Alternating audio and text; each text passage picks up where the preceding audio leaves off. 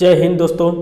आप सब लोगों को पता है कि यूपी लेखपाल जो उत्तर प्रदेश में 8,085 पदों पे जो वैकेंसी हुई थी, अभी भी आयोग ने उस पर कोई एक्शन नहीं लिया। ठीक है, आयोग क्या कर रही है? आयोग सो रही है या हमेशा के लिए सो गई? इस पे अभी तक कोई एक्शन आयोग नहीं ले रही है।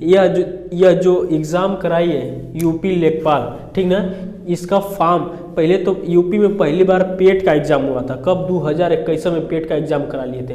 पेट का एग्ज़ाम कराने के बाद इस बेसिस पे इन्होंने कट ऑफ बनाया और कट ऑफ बनाने के बाद यूपी लेखपाल का फॉर्म फिलअप कराया और फॉर्म फिलअप कराने के बाद टोटल पद कितने थे?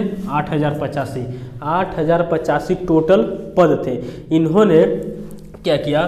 फॉर्म जो भरवाए थे, पहली बार तो दो बार फॉर्म ही सब भरवाए थे और फॉर्म भरवाए थे जनवरी में। कब भरवाए थे? जनवरी में, यानी कि 28 दिन टोटल, 1 महीना इनको लगा था फॉर्म फिलअप करवाने में। फॉर्म फिलअप करवाने के बाद इन्होंने एग्ज़ाम डेट दिया था जून में, ठीक है, कैलेंडर में जून में दिया था। अब जून के बाद इन्होंने टाल दिया 24 तारीख, 24 तारीख बाद इन्होंने टाल दिया 31 तारीख। फाइनली इन्होंने जितना इन्होंने एग्ज़ाम टाला उतनी तो किसी की शादी नहीं टलती है साले सब, जितना एग्ज़ाम टाले हैं। ठीक है, इन्होंने फाइनली जो करवाए थे एग्ज़ाम 31 तारीख को, यानी कि जुलाई के लास्ट में, ठीक है, 31 तारीख को इन्होंने फाइनली अपना क्या किया था? एग्ज़ाम करा लिया था। एग्ज़ाम कराने के बाद, एग्ज़ाम जैसे ही कराने के बाद इसमें एसटीएफ की टीम ने कुछ बच्चों को पकड़ लिया था कि ये सब बच्चे क्या धांधली किए थे। तो इन्होंने क्या किया था कि तुरंत इन्होंने आंसर की जारी कर दिया था। क्या कर दिया था? आंसर की। और आंसर की जब जारी किया था, यानी कि अगस्त में देखेंगे 1 अगस्त को इन्होंने आंसर की जारी कर दिया था। और इस आंसर की में एक नहीं, दो नहीं, कई क्वेश्चन फॉल्ट थे। ठीक है, जिससे बच्चे क्या थे? असंतुष्ट थे। कोई भी लड़का इससे संतुष्ट नहीं था, इस आयोग के आंसर की से। हमको ये नहीं समझ में आता है कि इस आयोग में पी के सब बैठे हैं, एक गलती हो जाती है समझ में आता है, इस साले सब 7-8 क्वेश्चन गलत करते हैं, पी के बैठे हो। तुमसे नहीं होता तो हटो वहाँ से, किसी और को वहाँ पे बैठाओ क्वेश्चन सेट करने के लिए। ठीक है, तो ये सब क्या किए थे? इसके बाद इन्होंने बच्चे जो है प्रोटेस्ट किए थे इसके लिए। ठीक है, तो इन्होंने क्या किए थे? रिवाइज आंसर की दिए थे। क्या किए थे? रिवाइज आंसर की। ठीक है, इन्होंने रिवाइज आंसर की जो दिया था 1 महीना बाद, अगस्त के बाद सितंबर में रिवाइज आंसर की दिया था।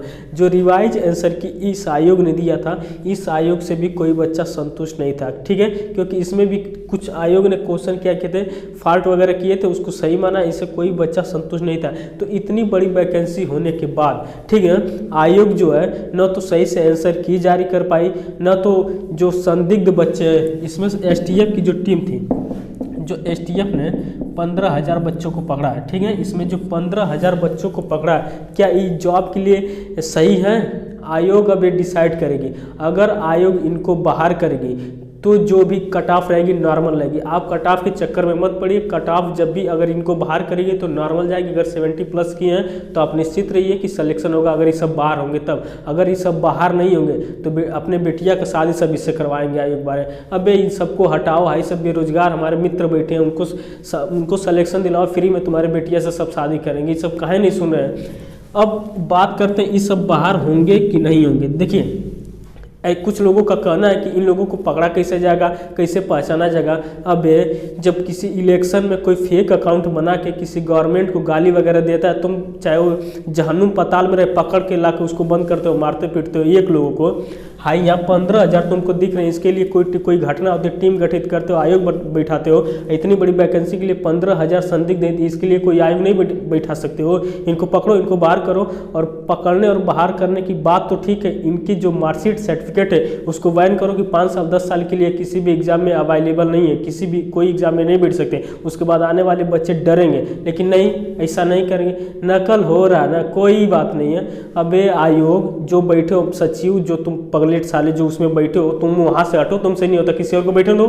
कहाँ वहाँ बैठ के कभी वहाँ से निकलना अपने एसी गाड़ी बंगले से, कभी उस बच्चे से उसके दर्द पूछना जाके जो 4 साल से अपने घर छोड़ के तैयारी कर रहा है इस एग्ज़ाम के लिए, और तुम अभी तक इसका सही से तुम रिजल्ट नहीं दे पाए हो एक वैकेंसी का।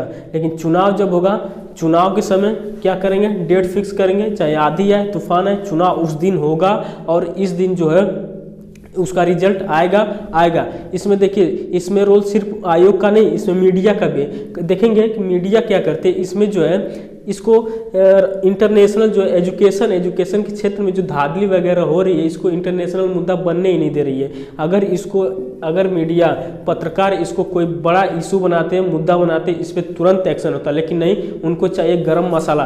कोनो हीरोइन किसको लड़का हुआ, देखिए आज इसको रणवीर कपूर के लड़का हुआ है, देखिए इस अस्पताल में, ये सब दिखाएंगे। चुनाव में कौन कितना जीत रहा है, ये सब दिखाएंगे।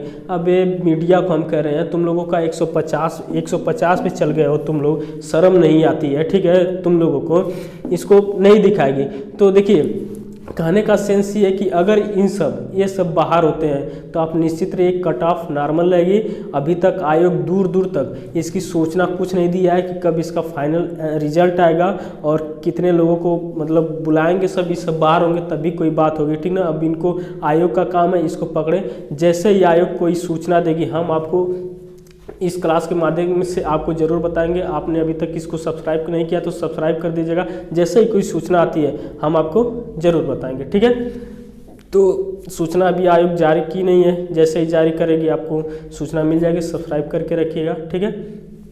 जय हिंद।